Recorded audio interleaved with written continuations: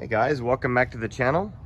So after driving the Ranger for a few days with a new engine, new rebuilt, remanufactured engine, I blew the radiator. So it started leaking from right here. And as you can see, it's pooling up. So today what we're gonna do, we're gonna change out the radiator, and I'm gonna show you how to do that when we come back.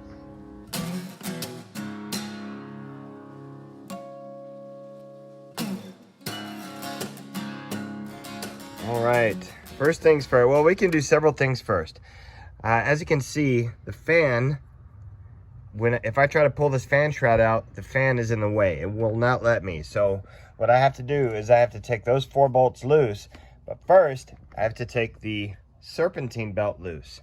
So get yourself a, you see this little square right there? There you go. On your tensioner, you're gonna take a 3/8 extension, and you're gonna pull it this way, and it's gonna release tension on the serpentine belt, and then go ahead and take the serpentine belt off the compressor.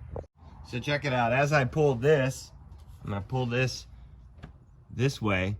See what happens to the tension now, and I push it. Okay, so that's what you're gonna do. You're gonna pull it away from you, and then take that belt off of there. All right, what I'm gonna do is I'm gonna kind of rest it on the down below on the power steering pump, and once I have that belt tension off, it's time to take the fan off. 10mm wrench and unbolt these 4 bolts. So when I try to take the bolts off, it just spins the fan clutch. So either while the belt is on there, loosen them, or what you can do is you can take an adjustable wrench here, and there's these flats that are already on the fan clutch. Okay, longer wrench. And there we go. Next, just break them loose.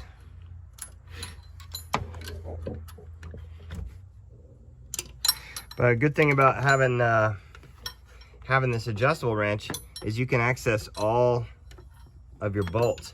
See, if the serpentine belt was still connected, you'd have to get in the other, you'd have to get from underneath or something like that. All right, all 4 are loose. Now I'm gonna hand thread them on out. Before I hand thread them on out, what I have to do is I have to pull the fan out with a fan shroud, but I can't do that if these 2 bolts right here are not loose. So I'm gonna take these 2 bolts out first. Okay, so now the fan shroud is loose. All right, I got all 4 off. Now what I'm gonna do is I'm gonna break the fan pulley loose. It's in there. All right, there we go. Pulled it off. Now yank up on this, and it will all come out as an assembly. Now we have access. Okay, we have access to our radiator. We have access to the mount bolts here. And what we're gonna do, first thing, we're gonna drain the radiator. We're gonna drain this bottom hose here. We're gonna drain the top hose here into a bucket. First thing to do, take your radiator cap off. This is so we can drain it and there won't be a liquid lock. Doubtful anyway. But all right, next thing is we're gonna undo the drain down there. All right, so it's a 19mm. I'm gonna break that loose. It was almost on there hand tight. All right, break that loose.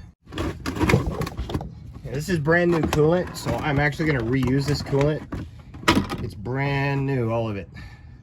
The engine was new and it got flushed.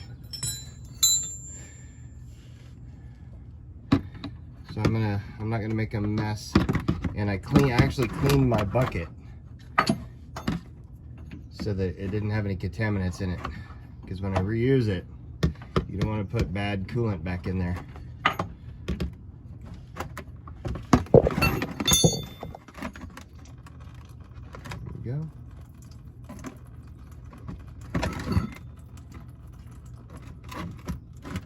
Well, there it goes. Well, it's draining into the trough. Okay. So I caught it. Caught it down there as a trough. And it's draining at the other side. That'll work. So while it's draining, I'm gonna go ahead and undo this top hose. Need to do it anyway.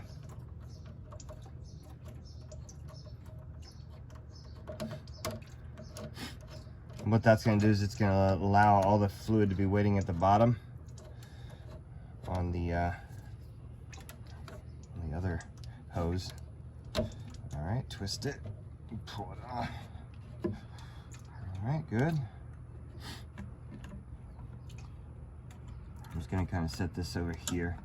It's a new hose. It's almost done. However, the entire engine is full of coolant. So when I take that bottom hose off, that's where the mess is going to be. Oh, there we go. There's the gush.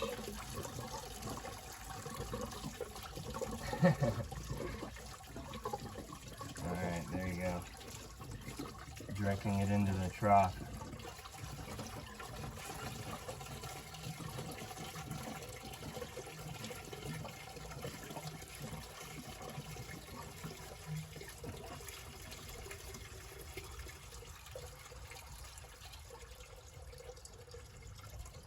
That was a mess, huh?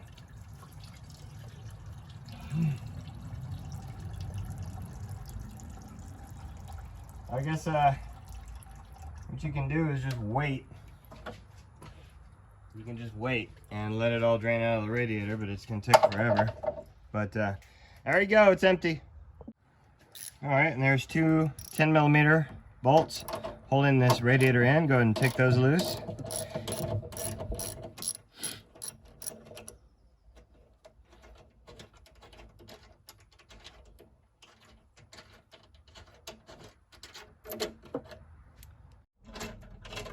There you go. Radiator's free, but yeah, I gotta take this one little hose off right here. This one right here on the fill cap.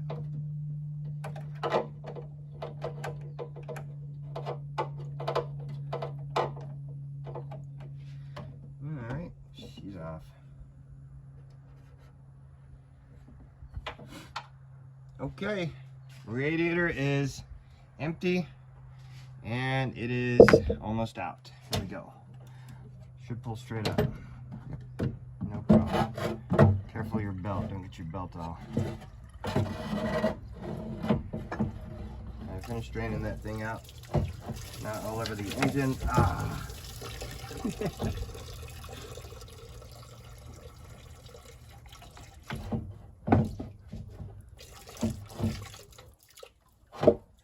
All right, made a big mess. Okay, so while we have it out, what we're gonna do is I'm gonna clean this air conditioner condenser. I'm gonna clean it by shooting water the back way through the front. So I'm gonna angle my garden hose straight in like that. Let's check out the new radiator. Got it at AutoZone. It was 200 bucks, 217. This truck does not have an automatic transmission.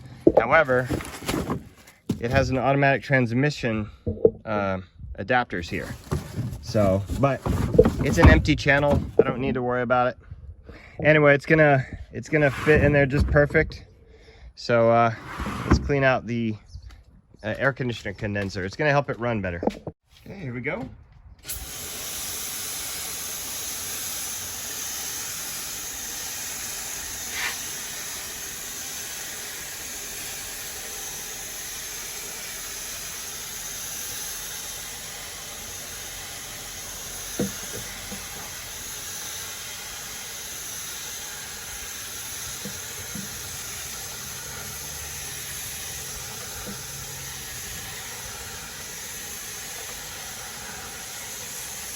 Careful not to hit the fins with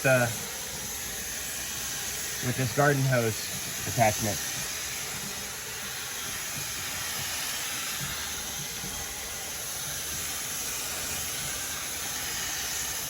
All right, that's good. No telling how much dirt came out of that, but I'm sure it'll run better now. All right, let's put the new radiator in. It's only been like 30 seconds since I sprayed it. All right, you rest these on the little perch, the little perches there. Go ahead and connect your bottom hose when you get it down there. And it fits perfect, like it was meant for that. All right, see if our holes line up.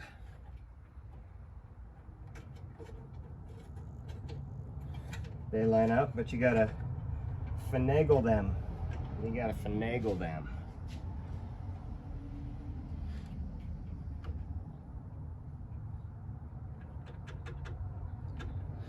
Hopefully it's all the same. I changed a radiator in my Xterra one time and it was not the same between one of the standard transmission and the automatic transmission. I just noticed one thing. There's a rubber protector here. I'm gonna go ahead and swap that over. So what we're gonna do is connect the hose. I'm gonna tighten the hose at the bottom so I don't forget. I'm gonna tighten that one. Then I'm gonna put the bolt in here and the bolt in here.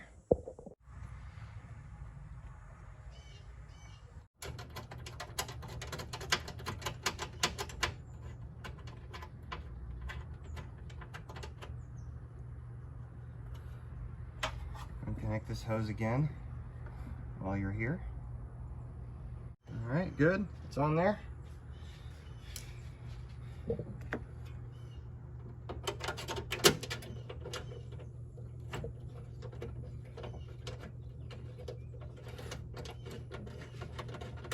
Tighten the bolts. You don't need to tighten them really tight because you're just mounting it to plastic, but you don't want them to come loose.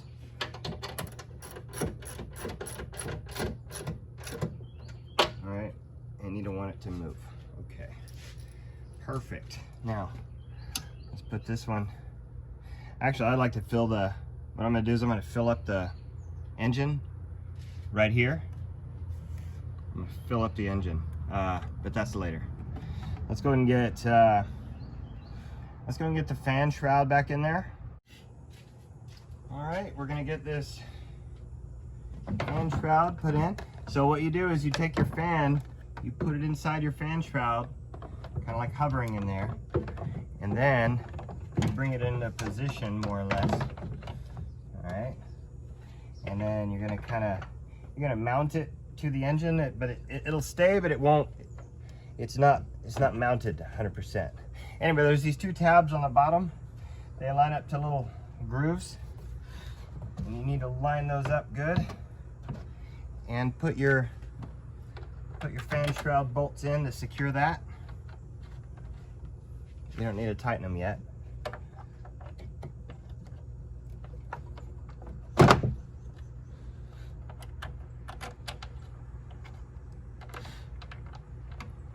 I got them in there, but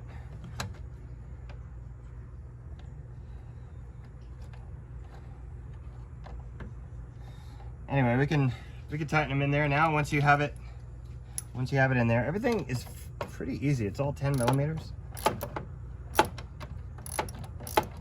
And again, don't crush these in there and like torque them really hard. They just need to be secured. That's it.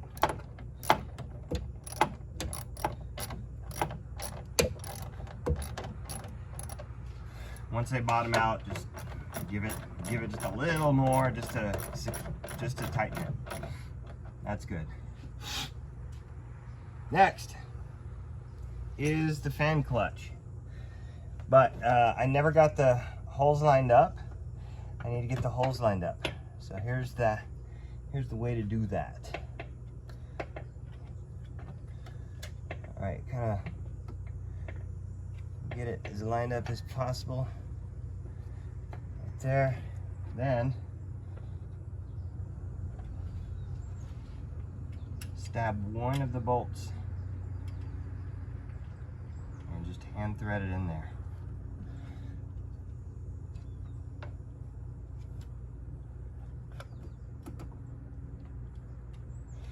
It's going to take a little bit of finagling, a little finessing. But once you have one in, try to get the other one in. I want to get the one on the opposite side in. That way it lines up perfect.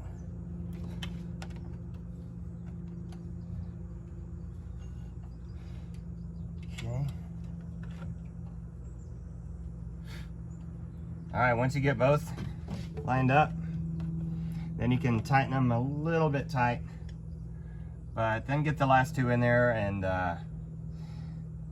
what I'll do is I'll tighten it completely when the serpentine belt is connected. All right, let's get our serpentine belt back. Make sure it's riding in all the spots it needs to be riding in. Goes around that power steering pump, over the compressor, and then I'm going to push it around the side. And there we go. Just make sure it all lines up good. Let it go. Now you can tighten all those fan clutch bolts. So I'm just going to snug them up, all four of them. All right. All right, that should be good. All right, everything's there. Everything's in. Bottom hose is tight. We're ready. We're ready to fill it up. Okay, let's fill up this hose.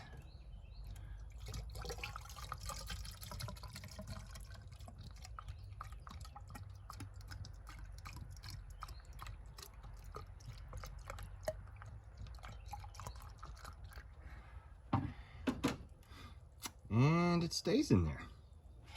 That's good, because I want it to be at the top of that, I want it to be at the top of the thermostat. I actually thought it was going to drain into the engine, but that's fine. And at least it's in on top of that thermostat. All right, next I'm going to fill this.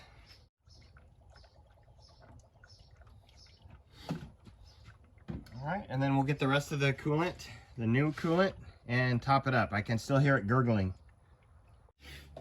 All right, I use this 50/50 pre-mixed coolant. This is probably, oh no, it's a good color.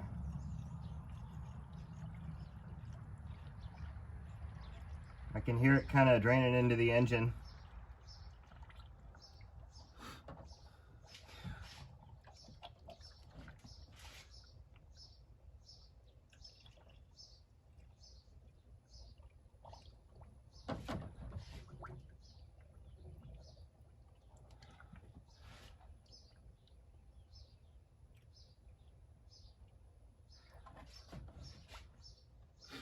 And it's just gonna take a while. All right, you're gonna wanna like mess with the hoses, kind of squeeze them, get that last bit of air out. You're also gonna wanna wait. I wait until all that, I'm probably gonna go do something else for about 30 minutes, and then I'll start the truck up. Just to let it burp out, because in the Ranger, I don't believe there's any sort of burping port, no bleed port. It just automatically bleeds through the block and into the radiator through these hoses. So yeah, I'm gonna tap these. I'm gonna move the truck back and forth, kind of get all the air bubbles out of the block as much as I can. There we go. I hear it.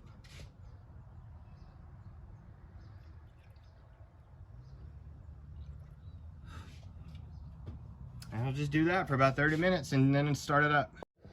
Yeah, while it's out of the truck, you can really see that crack. See that? I mean, there's no repairing that. Look how it kind of even cracked the support thing right there. Yeah, 25 years old. Well, 24 years old, really. But that's a pretty significant crack.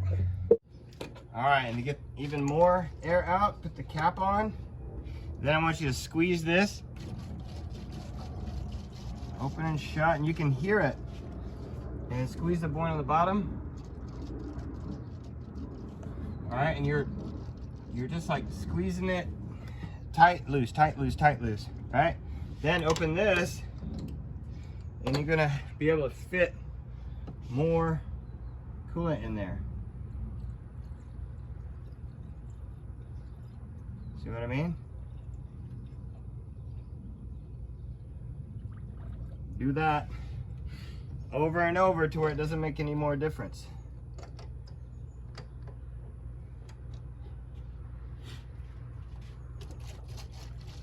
You can kind of hear the air bubbles moving through there, because what you don't want to have is an air bubble behind the thermostat. That way it doesn't, it'll prevent it from opening when it's overheating if there's air in there. That's why we're doing this. All right, did it again.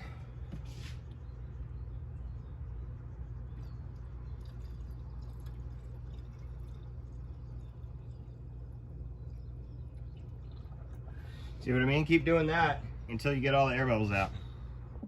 Okay, I'm ready to start it, but what I'm gonna do is I'm gonna start it without the cap on.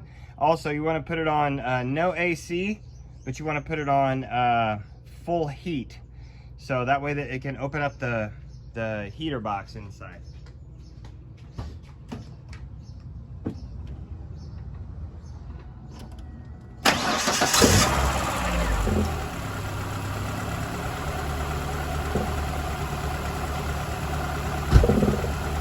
All right, it's on full heat, and as you can see, it took some more out. There we go. All right, so I'm just gonna add it as it takes it. All right, it wouldn't take any more, so I'm just gonna monitor the heat. I'm gonna rev it just a little bit once in a while, but I'm gonna monitor the heat. All right, so it's been a few minutes. What I'm gonna do is, it's not overheating yet, but what I'm gonna do is go ahead and shut it off and let it cool down, let it bubble, and then I'm gonna start it again in about 30 minutes. Okay, folks, the temperature is steady, and I know the thermostat opened because I felt the bottom pipe and it was hot.